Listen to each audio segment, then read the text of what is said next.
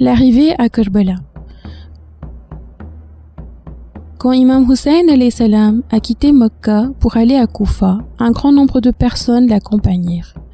La majorité d'entre eux pensaient que si le petit-fils du saint prophète, que la paix soit sur lui, décidait de se soulever contre Yazid, il était du devoir de tous les musulmans de le soutenir.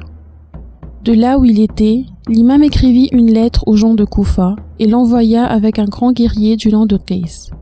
Dans celle-ci, il informait les gens de Koufa qu'il avait reçu la lettre de Muslim et il ajouta qu'il était en route et qu'il arriverait bientôt à Koufa. Qais apporta la lettre à Koufa, mais fut arrêté à l'entrée de la ville et amené devant le gouverneur Ibn Ziyad. Ibn Ziyad lui dit que s'il voulait sauver sa vie, il devait monter sur le minbar et maudire publiquement l'imam Hussein alayhi salam. Qais s'assit sur le minbar et s'adressa aux gens de Koufa en commençant par la louange d'Allah, puis il dit: Ô peuple, Hussein alayhi salam est le meilleur des hommes de notre temps et il est le fils de Fatima salamullah alayha, la fille de votre prophète, que la paix soit sur lui. C'est lui qui m'a envoyé vers vous. Chacun d'entre vous doit se soulever contre l'oppression et aider l'imam alayhi salam. Et ensuite, il maudit Ibn Ziyad, son père, et se mit à réciter les louanges d'imam Ali alayhi salam. À cet instant, le gouverneur en avait assez entendu et il ordonna que Qais soit jeté du haut d'une grande tour. Qais ne survit pas à sa chute brutale et mourut en martyr.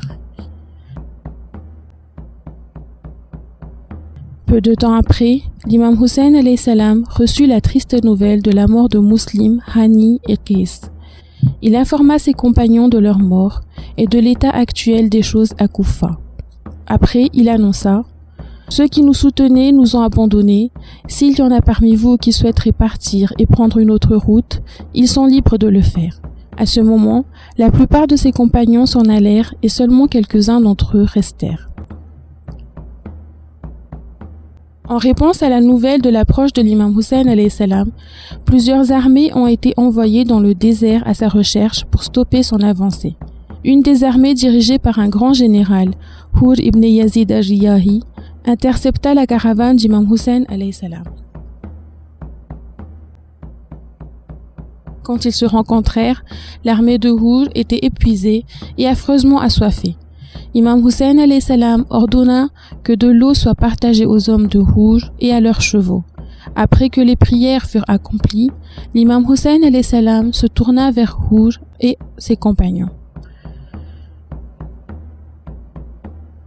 Il expliqua qu'il était l'imam légitime et qu'il faisait partie de ceux qui ont été mentionnés dans le Saint-Coran dans les versets de Mubahila et de la purification. Il leur mit en garde contre les conséquences d'obéir à un homme comme Yazid et insista pour qu'ils se retiennent de couvrir leurs mains du sang innocent de la famille du saint prophète, que la paix soit sur lui. Le jeudi 2 Muharram, ils arrivèrent à un endroit où le cheval d'imam Hussein alayhi salam s'arrêta. Imam Hussein alayhi salam demanda alors le nom de cet endroit. Un homme s'avança et répondit qu'il avait entendu ses ancêtres dire que l'un des noms de cette terre était Karbala. Quand l'imam Hussein alayhi salam entendit cela, il dit: Certes, cette terre est celle dont parlait la prophétie de mon grand-père, le saint prophète, que la paix soit sur lui. Ce nom est composé de Kalb, douleur, et de Bala, calamité. L'imam alayhi salam ordonna à sa caravane de s'arrêter à cet endroit et d'installer les tentes.